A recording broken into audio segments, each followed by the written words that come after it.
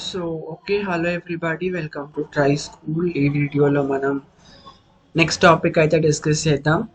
So our next topic is all about break statement. Okay, so మనం control flow స్టేట్మెంట్స్లో ఉన్నాము.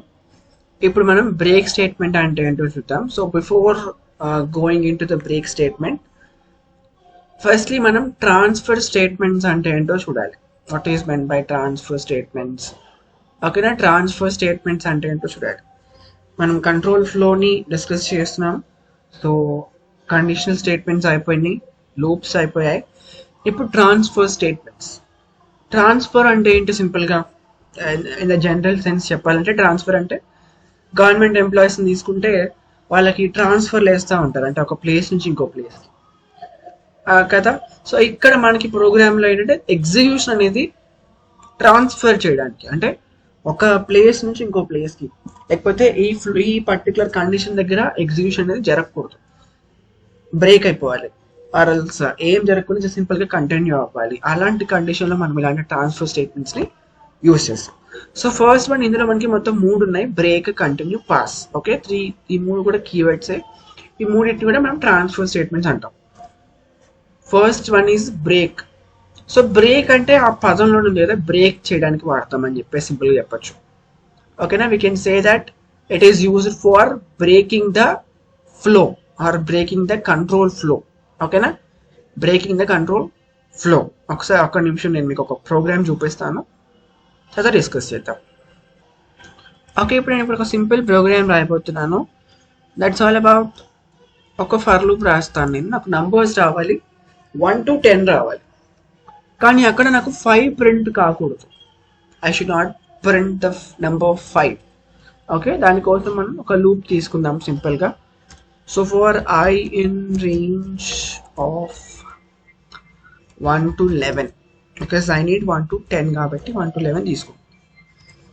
ఇప్పుడు మనం సింపుల్గా ప్రింట్ ఐ అన్నాం అనుకోండి, ఏమవుతాయి? మొత్తం ప్రింట్ అవుతాయి కదా. Will get all the printing statements. Okay, 1 to ఎక్కడి నుంచి వచ్చి చూడండి, చూడండి వచ్చాయి 1 to 10 వరకు మొత్తం వచ్చేసాయి. కానీ మన కండిషన్ ఏంటి? ఇక్కడ 5 ప్రింట్ కాకూడదు. ఇఫ్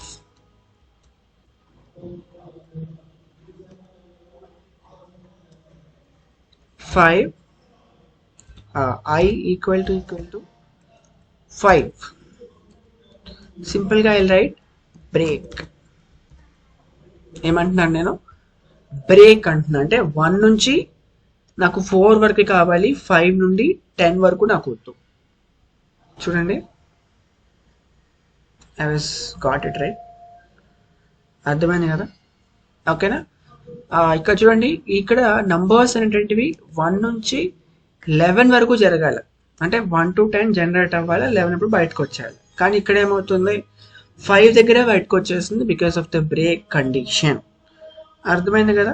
సో బ్రేక్ కండిషన్ అనేది ఇలాంటి ప్రాసెసింగ్లో వాడతాం. చూడండి, ఇక్కడ కూడా ఒక సింపుల్ ప్రోగ్రామ్ ఇచ్చాడు వాడు. 10 times ఇటరేట్ చేశాడు ఒక నంబర్ని తీసుకొని, కానీ దాన్ని 10 times ప్రింట్ చేయలేవాడు.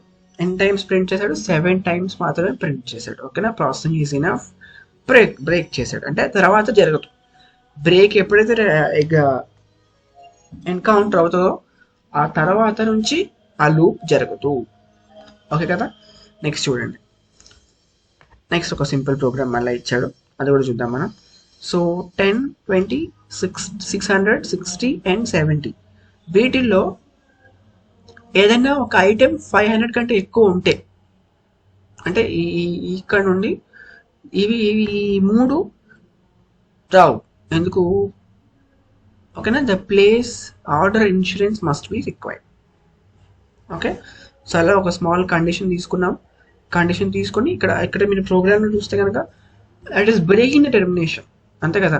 1 to 10 అయితే నెంబర్స్ వస్తున్నాయి, కానీ it is not printing out, it is not let the loop continue. కానీ అది ఏం చేస్తుంది? సింపుల్గా బ్రేక్ చేస్తుంది. ఓకేనా, that's all a simple program. So next మనం కంటిన్యూ కూడా చూద్దాం, అది ఎట్లా వర్క్ అవుతుందో కూడా చూద్దాం. ఓకేనా, నెక్స్ట్ వీడియో మళ్ళీ కలుద్దాం. Until then, keep trying. Don't forget, this is Try School Telugu. Mana school, mana bhashalo. Thank you.